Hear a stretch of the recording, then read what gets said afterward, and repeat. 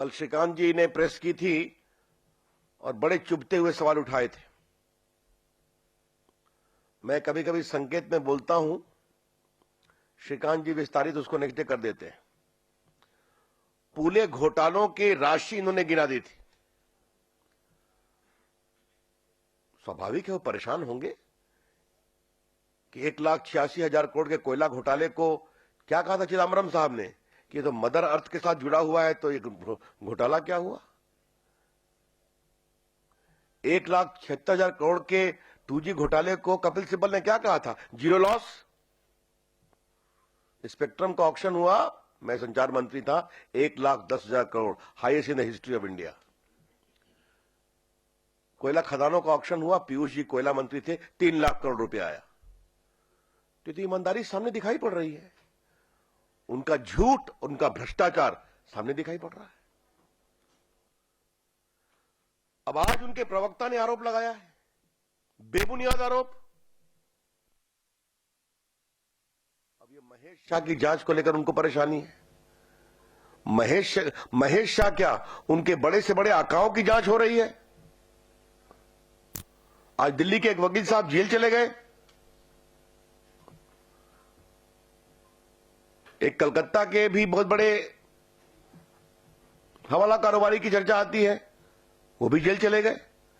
इस सरकार में किसी को नहीं छोड़ा जा रहा है। लेकिन क्या मतलब है इस झूठे आरोप का कि महेश शाह के संबंध हमारे आदरणीय अध्यक्ष अमित शाह से हैं? बिल्कुल इसको हम खारिज करते हैं। We reject it with full contempt. हमारी सरकार कार्रवाई कर रही है, खुलकर कार्रवाई कर रही है, करती रहेगी। इनकम टैक्स, ईडी, किसी को रोका जा रहा है?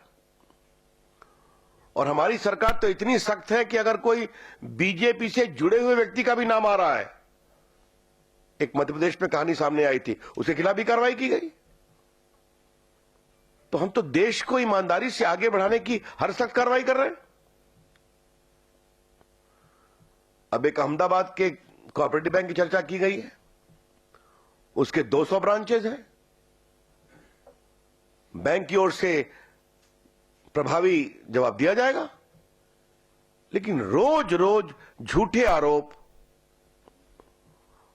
अब कह दिया ये अमित शाह का बैंक है, इसका कोई मतलब है क्या? मैं कांग्रेस पार्टी की परेशानी समझता हूं। उनको हर माल अपना कहने की इतनी आदत लगी हुई है। कोयला घोटाला, कोयला हमको देने का अधिकार है चिट से, स्पेक्ट्रम हमको बांटने का अधिकार है, देवास अंतरिक्ष में स्पेक्ट्रम देने का अधिकार हमारा है। तो उनकी इतनी आदत खराब हो गई है कि उसी चश्मे से सब कुछ देखते हैं वो। ये समस्या है। हम एक बात स्पष्ट करना चाहेंगे, महेश शाह नामक व्यक्ति जिसके खिलाफ कार्रवाई चल रही है, उससे न हमारे प्रधानमंत्री का कोई संबंध है, न हमारे राष्ट्रीय अध्यक्ष अमित शाह जी का कोई संबंध है। कांग्रेस पार्टी के पास कोई प्रूफ है तो तरीके से बात करे, वरना बेबुनियाद आरोप लगाने पर जो कानून के अंतर्गत कार्रवाई होती है उसका भी विचार हम करेंगे। रोज झूठे आरोप, रोज झूठे आरोप। लेकिन इन झूठे आरोपों से न तो हम कोई विचलित होने वाले हैं, न कोई हम परेशान होने वाले हैं। और कांग्रेस पार्टी अगर यह समझती है कि हमारे प्रधानमंत्री और हमारे राष्ट्रीय अध्यक्ष के खिलाफ इस तरह से बेबुनियाद आरोप लगवाकर आप कांग्रेस समर्थित कारोबारियों के खिलाफ कार्रवाई को धीमा कराएंगे, तो कांग्रेस पार्टी की मूर्खता है। मुझे मालूम है कि भ्रष्ट कारोबारी, देश को लूटने वाले, देश को परेशान करने वाले, कांग्रेस की छत्र छाया में परमिट, कोटा, कोयले की खदान, स्पेक्ट्रम पाने वाले आजकल परेशान हैं।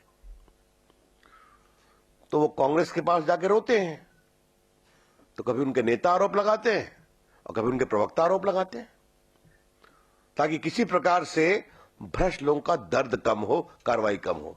ऐसा कुछ नहीं होने वाला है। हां, एक बात जरूर है, कि जो कांग्रेस का हाल है, इतनी बुरी हार के बाद भी कोई सीख नहीं मिल रही है।